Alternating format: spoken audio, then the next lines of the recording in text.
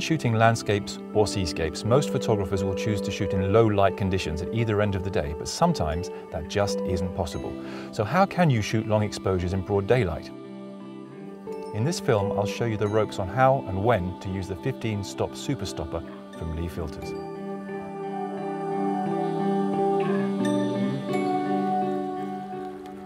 I'm here in Western France, shooting these very beautiful fishing huts in front of me. I've come down here on a very, very bright day. It's the middle of the afternoon, it's very bright, it's very hot, but nonetheless there's some beautiful light happening on the water here and I'm very tempted to take a picture. The trouble is I'd like to do it long exposure, but I know that I've just taken an exposure now without a filter and it's giving me about 500th of a second at f11. F11 is an aperture I use an awful lot for this sort of thing. I just find you get the sharpest results at that aperture. Now 500th of a second with a big stopper, a 10-stop filter, will give me about 2 seconds. Not really enough for what I want to achieve. So what I'm going to use is the super stopper, the 15-stop filter from Lee. That should give me a little bit longer. Let's have a look. So I'm going to use the app that Lee Filters have supplied, which will give me an idea of the shutter speed I should use. I just input the 500th of a second, and that's telling me with the super stopper that it's going to be 1 minute exposure, which is perfect. So let's do that. First of all, I'm going to set the shutter speed to bulb. Now if you're a Nikon user like me, you'll know it's on the same little wheel as the shutter speed. The next thing one must do is to make sure your focus is set to manual.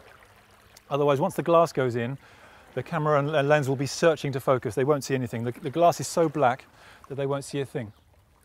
And then the next thing you should do is cover up your eye hole here, your eyepiece, just to make sure no excess light gets in through the back of the camera. Then on goes the filter already in the holder. And the last thing I'm going to do before I take the picture is just to put, there's no wind today, so I'm going to put a cloth just across the top of the filter holder. If you can't do this, if it's a bit too windy, just put your hand over on a very, very bright day like this. It'll just stop any problems. So I think we're pretty much ready to go. Let's take the picture and see what happens.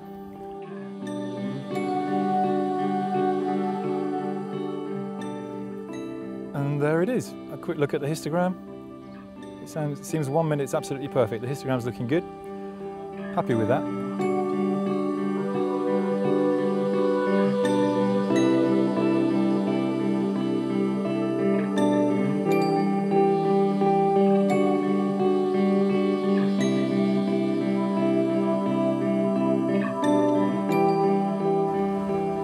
I've moved around the coast a little bit from the last hut, and I found this little tiny hut all by itself.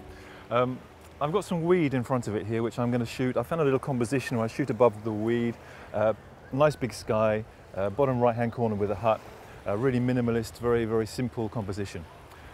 Now the shutter speed I'm getting without a filter is 250th of a second, which gives me, with a big stopper, so 10-stop filter, that gives me 4 seconds. With a super stopper, the 15 stops, that gives me 2 minutes, which is exactly what I want. It'll really make the water go beautifully flat. And maybe a little bit of movement in the net at the end of the hut, which is exactly what I'm after. Now you may wonder why one can't just use two filters, a little stopper and a big stopper, to give you 16 stops, so 10 plus 6 stops. And the reason I prefer to use the super stopper is, firstly, I like to keep things simple, so just one filter in there is great. It also gives you the option of having another availability for a grad filter, which is great. And of course, the light coming through here can be quite disruptive, vignetting, all that sort of thing. So really keeping things simple, one filter does the job. So here's the super stopper. Looks exactly like the other two in the series, the big and little stoppers. The spongy bits, which have to go up close to, that's not a technical term, by the way. The spongy bits that go up close to the camera. Cut out all the light. Make sure that your lens, if you're using a zoom, is on autofocus, is on manual. Shutter speed to bulb. And then close up the back of the camera. Now once again, just because it's very, very bright out here, just to make sure that there's no seepage of light coming through. It's unlikely, but it's just a precaution. I'm going to put my hand over the lens here, just to cover that gap where the lens holder hits the camera. And off we go.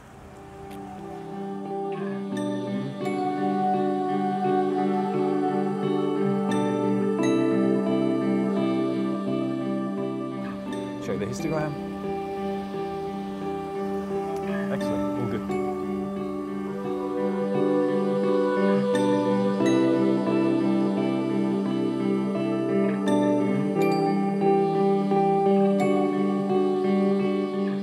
It's worth remembering that this filter is designed to enable long exposure times in the brightest conditions, giving much greater flexibility to any landscape photographer. A very useful addition to your camera bag.